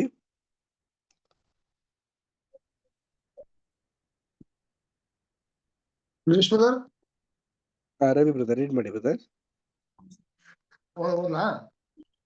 ಓದಿ ಬ್ರದರ್. ಆ ದಿನದ ಬೆಂಕಿ. ಈ ಪಾಠದಲ್ಲಿ ನಮ್ಮ ಕರ್ತನು ಸುವಾರ್ಥ ಯುಗದ ಪರ್ಯಂತರ ಕ್ರೈಸ್ತರೆಲ್ಲರ ಮೇಲೆ ಬರುವ ಪರಿಶೋಧನೆ ಪರೀಕ್ಷೆಗಳು ಮಾತ್ರವಲ್ಲದೆ ವಿಶೇಷವಾಗಿ ಈ ಯುಗದ ಸಮಾಪ್ತಿಯಲ್ಲಿ, ಅಂದರೆ ಸುಗ್ಗಿಯ ಅಂದರೆ ಬೆಳೆಯನ್ನು ಕೊಯ್ಯುವ ಕಾಲದಲ್ಲಿ ಬರುವ ದೊಡ್ಡ ಪರಿಶೋಧನೆಯ ವಿಷಯವಾಗಿಯೂ ವರ್ಣನೆ ಮಾಡಿರುವನು. ಇಲ್ಲಿ ಆತನು ನೀಡಿರುವ ಸಂಕೇತಗಳೆಂದರೆ ಮಳೆ, ಪ್ರವಾಹ ಮತ್ತು ತನ್ನ ತೋರಿಕೆಯ ಹಿಂಬಾಲಕರ ನಂಬಿಕೆ ಎಂಬ ಕಟ್ಟಡದ ಮೇಲೆ ಬೀಸುವ ಬಿರುಗಾಳಿಗಳು. ಅವು ತನ್ನ ಬೋಧನೆಗಳ ಅನುಸಾರ ಸರಿಯಾಗಿ ಕಟ್ಟಲ್ಪಡದ ನಂಬಿಕೆಯನ್ನು ಉರುಳಿಸಿಬಿಡುವುದು. ಆದರೆ ಅವುಗಳಿಗೆ ಸತ್ಯವೆಂಬ ಬಂಡೆಯ ಮೇಲೆ ಕಟ್ಟಿರುವುದಕ್ಕೆ ಹಾನಿ ಮಾಡುವ ಸಾಮರ್ಥ್ಯವಿರುವುದಿಲ್ಲ. ಕ್ರೈಸ್ತ ಸಮುದಾಯದ ಮೇಲೆ ಸತ್ಯವೆಂಬ ಪ್ರಬಲವಾದ ಮಳೆಯ ಬೀಳುವಿಕೆಯು ಮುಂದುವರಿಯುತ್ತಲಿರುವುದು. ಮಹಾ ಬಿರುಗಾಳಿಯು ಈಗಾಗಲೇ ಉಗ್ರವಾಗಿ ಬೀಸುತ್ತಿರುವುದು. ಎಲ್ಲ ಬಗೆಯ ಕ್ರೈಸ್ತ ಪಂಗಡಗಳು ಈ ಕಂಪನದಿಂದ ನಡುಗುತ್ತಿರುವವು. ಮಾನವ ಸಂಪ್ರದಾಯಗಳು, ನಂಬಿಕೆಗಳು, ಸಿದ್ಧಾಂತಗಳು, ಅಜ್ಞಾನ, ಕತ್ತಲ ಕಾಲದಲ್ಲಿ ಡಾರ್ಕ್ ಏಜಸ್ ಜನಿಸಿದ ಮೂಢನಂಬಿಕೆ, ಇವುಗಳ ಮೇಲೆ ಹಾಕಲಾದ ತಮ್ಮ ಅಸ್ಥಿವಾರಗಳು ತೃಪ್ತಿಕರವಾದವುಗಳಲ್ಲವೆಂಬುದು ಅವರಿಗೆ ಗ್ರಹಿಕೆಯಾಗುತ್ತಿರುವುದು. ಇನ್ನೂ ಕೆಲವು ಸಮಯದಲ್ಲೇ ನಾಮಾಂಕಿತ ಕ್ರೈಸ್ತರು ಮರಳಿನ ಮೇಲೆ ಕಟ್ಟಿರುವ ಅಸ್ಥಿವಾರವನ್ನು ಸತ್ಯವು ಅಲುಗಾಡಿಸುವುದು ಮತ್ತು ಪತನವು ಅದನ್ನು ಹಿಂಬಾಲಿಸುವುದು. ಈಗಾಗಲೇ ಪ್ರಾರಂಭವಾಗಿರುವ ಆ ದಿನದ ಮಹಾ ಬಿರುಗಾಳಿಯನ್ನು ಎದುರಿಸಿ ನಿಲ್ಲಲು ಕೇವಲ ದೇವರ ನಿಜವಾದ ಜನರು ಮಾತ್ರ ಸಮರ್ಥರಾಗಿರುವರು. Thank you brother. Thank you brother. ಪ್ರಿಯ ಸಹೋದರ ಮತ್ತು ಸಹೋದರರೇ, ಇಲ್ಲೂ ಕೂಡ ನಮ್ಗೆ ಆ ಒಂದು ವಿಚಾರಗಳನ್ನ ನಮ್ಗೆ ಕೂಲಂಕುಷವಾಗಿ ತಿಳಿಸ್ತಾ ಇದ್ದಾರೆ. ಅಂತ ಒಂದು ಶೋಧನೆಗಳ ಕಾಲ, ಅಂತ ಒಂದು ಪರೀಕ್ಷೆ ಇರುವಂತ ಒಂದು ಕಾಲಘಟ್ಟಗಳಲ್ಲಿ ಇದ್ದಾಗ ನಮ್ಮ ನಂಬಿಕೆಯ ಅಸ್ಥಿವಾರ ಕರೆಕ್ಟ್ ಆಗಿತ್ತು ಅಂತಂದ್ರೆ ನಮ್ಗೆ ನಿಜವಾಗ್ಲೂ ದೇವರ ಒಂದು ವಿಶೇಷವಾದಂತ ಒಂದು ವರದಾನದಲ್ಲಿ ನಾವು ಪಾಲ್ದಾರರಾಗ್ತೀವಂತೆ. ನಾವು ನಂಬಿಕೆಯಿಂದ ಇದ್ವಿ ಅಂತಂದ್ರೆ ಎಂತ ಒಂದು ಡಾರ್ಕ್ ಏಜಸ್ ಅಂದ್ರೆ ಏನು, ಕತ್ತಲ ಕೈವಿಧವಾದಂತ ಅಂದ್ರೆ ಅಸತ್ಯನೇ ಇಲ್ದಿರುವಂತ ಒಂದು ಪ್ರಪಂಚದಲ್ಲೂ ಕೂಡ ನಾವು ಸತ್ಯದ ಕಡೆನ ಒಲವನ್ನ ತೋರ್ಸು ಸತ್ಯದಲ್ಲೇ ಇರೋದಕ್ಕೆ ಸಾಧ್ಯ ಆಗಿರತ್ತಂತೆ. ಈ ಒಂದು ನುಸುಬಿನಲ್ಲಿ ಅಂದ್ರೆ ಮರಳಿನಲ್ಲಿ ಮನೆ ಕಟ್ಟಿರುವಂತ ಒಂದು ಮನಸ್ಥಿತಿ ಇರುವಂತ ಮಕ್ಕಳುಗಳು ಏನಾಗ್ತಾರೆ ಅಂತಂದ್ರೆ ಅವರ ಒಂದು ನಂಬಿಕೆನೇ ಇರೋದಿಲ್ಲ. ಲೂಪ್ ಹೋಲ್ಸ್ ಗಳಲ್ಲೇ ಇರ್ತಾರೆ. ಅಂದ್ರೆ ಯಾವ ರೀತಿ ತಪ್ಪಾದಂತ ಒಂದು ಮಾರ್ಗನ ಅರಿಯುವಂಥದ್ದು, ತಪ್ಪಾದಂತ ರೀತಿಯಲ್ಲೇನೆ ಇದ್ಕೊಂಡು ದೇವ್ರನ್ನ ನಾನು ಮಹಿಮೆ ಪಡಿಸ್ತಾ ಇದ್ದೀನಿ ಅಂತ ಅವ್ರಿಗೆ ಸಮಾಧಾನ ಆಗೋ ರೀತಿಯಲ್ಲೇ ಇರ್ತಾರೆ ಹೊರತು ನಿಜವಾಗ್ಲೂ ಕ್ರೈಸ್ತನ್ನ ಅವರು ನಡೆಸ್ತಾ ಇರೋದಿಲ್ಲ ಪ್ರಿಯರೇ. ಕ್ರಿಸ್ತನ್ಗೆ ಅನುಗುಣವಾಗಿ ನಡೀತಾ ಇರಲ್ಲ. ಅವರ ಒಂದು ವರ್ಚಸ್ಸೇ ಆಗ್ಲಿ, ಅವರ ಒಂದು ಕಾರ್ಯ ಚಟುವಟಿಕೆ ಆಗಲಿ, ಅದು ದೇವರಿಗೆ ಮಹಿಮೆ ಆಗಿರುತ್ತಾ ಅಂದ್ರೆ ಇಲ್ಲ. ಅದು ದೇವರಿಗೆ ಮಹಿಮೆನೇ ತರುವಂತ ರೀತಿಯಲ್ಲೇ ಇರೋದಿಲ್ಲ. ಅವ್ರಿಗೇನಾದ್ರು ಶೋಧನೆಗಳು ಅಂದ್ರೆ ಯಾವ ರೀತಿ ಬೆಂಕಿ ಬಿರುಗಾಳಿ ಬರೋ ರೀತಿಯಲ್ಲಿ ಏನಾದ್ರು ಶೋಧನೆಗಳೇನ ಬಂತು ಅಂತಂದ್ರೆ ನಿಜವಾಗ್ಲೂ ಪ್ರಿಯ ಸಹೋದರ ಮತ್ತು ಸಹೋದರಿಯರು ನಿಲ್ಲೋದಕ್ಕೆ ಸಾಧ್ಯನೇ ಇರೋದಿಲ್ಲ. ಆ ದಿನಗಳಲ್ಲಿ ಅಂದ್ರೆ ಏನು ಪ್ರಿಯ ಸಹೋದರ ಮತ್ತು ಸಹೋದರರೇ, ಅವರು ಜೀವಿಸ್ತಿರುವಂತ ಒಂದು ಕಾಲಘಟ್ಟಗಳಲ್ಲಿ ನಮ್ಮ ನಂಬಿಕೆನೇ ದೇವ್ರು ಎದುರು ನೋಡ್ತಾ ಇರೋದು. ಆ ಒಂದು ನಂಬಿಕೆಗೆನೆ ನಾವು ಅಸ್ತಿವಾರ ಹಾಕೊಂಡು ನಾವು ನಿಜವಾಗ್ಲೂ ಸತ್ಯದಲ್ಲಿ ಇದೀವಿ ಅಂತಂದ್ರೇನೆ ನಮ್ಗೆ ದೇವರು ಕೊಡುವಂತ ಒಂದು ಆಶೀರ್ವಾದಕ್ಕೆ ಪಾಲ್ದಾರಾಗ್ತೀವಿ. ಇಲ್ಲ ಅಂದ್ರೆ ಖಂಡಿತವಾಗ್ಲೂ ಮುಂದೆ ಬರುವಂತ ಯುಗದಲ್ಲಿ ನಾವು ದೇವರ ಒಂದು ಮಹಿಮೆಗೆ ಬರೋದಕ್ಕೆ ಸಾಧ್ಯನೇ ಇರೋದಿಲ್ಲ. ಇಷ್ಟೆಲ್ಲ ಮಾಹಿತಿಗಳನ್ನ ದೇವರು ನಮ್ಗೆ ಈ ಒಂದು ಪಾಯಿಂಟ್ ನಲ್ಲಿ ನಮಗ್ ತಿಳಿಸ್ತಾ ಇದ್ರೆ, ಇದೆಲ್ಲ ನಾವು ನೋಡ್ಬೇಕಾದ್ರೆ ನಮ್ಗೆಲ್ಲ ಇದೆ ಎಚ್ಚರಿಕೆ ಮಾತುಗಳೇ ಹೊರತು ಇದು ಯಾವುದೇ ರೀತಿಯ ಒಂದು ಬೇರೆ ವರ್ಗದವ್ರಿಗೆ ಮಾತಾಡ್ತಿರೋಂಥದ್ದಲ್ಲ. ನಮ್ಮಲ್ಲೇನೆ ನಾವ್ ಏನ್ ಮಾಡ್ಬೇಕು ಅಂತಂದ್ರೆ ದೇವರ ಒಂದು ನಾಮನ ಮಹಿಮೆ ತರುವಂತ ಒಂದು ಸನ್ನಿವೇಶಗಳು ಬಂತು ಅಂದ ಮಹಿಮೆ ಸಲ್ಲಿಸ್ಬೇಕು. ಆ ಒಂದು ಮಹಿಮೆನ ಅನುಗುಣವಾಗಿ ನಾವು ನಡೆಸ್ಬೇಕೇ ಹೊರತು ಅನುಗುಣವಾಗಿ ನಾವು ನಡೆಸಿ ದೇವ್ರಿಗೆ ಮತ್ತೆ ನಾವು ಆ ಮಹಿಮೆನ ತರೋ ರೀತಿ ನಡ್ಕೋಬಾರ್ದು ಅನ್ನೋದೇನೆ ನಮ್ಗೆ ತಿಳಿಸ್ತಾ ಇರೋಂತ ಒಂದು ಸಂಗತಿ. ನಮ್ಮ ಪ್ರತಿದಿನದ ಒಂದು ಪಾಠದಲ್ಲೂ ಕೂಡ ನಾವ್ ಏನ್ ಮಾಡ್ಬೇಕು ಅಂತಂದ್ರೆ ದೇವರಿಗೆ ಮಹಿಮೆ ತರುವಂತದ್ದೇ ನಾವು ಮಾಡ್ಬೇಕೇ ಹೊರತು ಈ ಒಂದು ನಂಬಿಕೆಗೆ ವಿರುದ್ಧವಾದಂತ ಒಂದು ಸಂಗತಿಗಳಿಗೆ ನಾವು ಹೋಗ್ಲೇಬಾರ್ದು. ಸೊ ಇಲ್ಲಿಗೆ ನಾವು ಇವತ್ತಿನ ಒಂದು ಪಾಠನ ನಾವು ಇಲ್ಲಿಗೆ ಸ್ಟಾಪ್ ಮಾಡೋಣ. ದೇವ್ರ ಈ ವಾಕ್ಯಗಳನ್ನ ಆಶೀರ್ವದಿಸ್ಲಿ.